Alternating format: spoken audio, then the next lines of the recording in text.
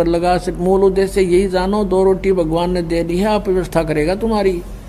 हम भूल गए माँ के पेट में भी भगवान ने हमें दिया, अब बाहर भी वही देगा। एक समय एक माई के बच्चे ना हो थे, एक साधु संत वहीं रहा करता था डेरे में। डेरा था पहले, दूर हुआ करता गांव से। तो उसने कहा माई तुझे संतान हो जाएगी, प्रथम पुत्र जो तुझे हो वो मुझे दे देना। अच्छा महाराज कि पक्का वायदा करना कि जी पक्का करूंगी।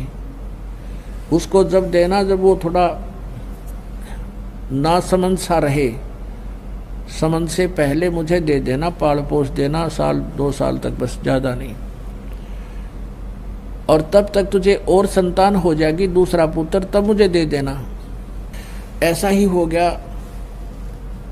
वो प्रथम पुत्र उसको दे दिया, उस साधु को दे दिया। दूसरा पुत्र हो गया, 2 कन्याएं होगी बाद में।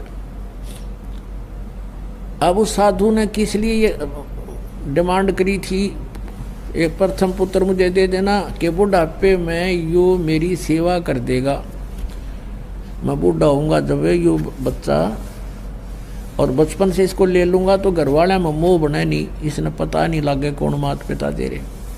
तो ऐसी दृष्टिकोण से उसने उस बालक को 14-15 वर्ष तक डेरे से बाहर नहीं आने दिया। और डेरे में जो औरतें जाती थी, पहले एक रिवाज थी कि बूढ़ी ठहरी जाती थी, लड़की को नहीं जाने देते थे ऐसे। और वो खुद गुरुजी जो थे गांव से भिक्षा मांग कर लाते थे, उस चेले को वहीं अलग ही रखते थे कि इसको कोई संसार की भावनाओं से ना बह जावे, इसमें कोई दोष ना आ जावे, इस दृष्टिकोण से। एक दिन वो बूढ़ा बीमार हो गया, महात्मा जी चालन जोगा रहा को नहीं। तो उसने कहा बेटा जा भिक्षा मांग ला, तेने भूख लाग रही होगी, मुझे तो इतनी भूख है नहीं, तुझे जरूर लग आई होगी। ऐसे करना, इस गली में जाना सामने, और सामने वाली गली में 2 घर छोड़कर तीसरा जो घर है उससे भिक्षा लाना, और नहीं जाना कहीं पर भी। और वो वही घर था उसी के अपनी माता और पिता वाला, इसलिए उसने कहा वहां से जाना, कहीं और इसके मन में दोष ना आ जा। वो गुरु की आज्ञा अनुसार सीधा वहीं पहुंच गया।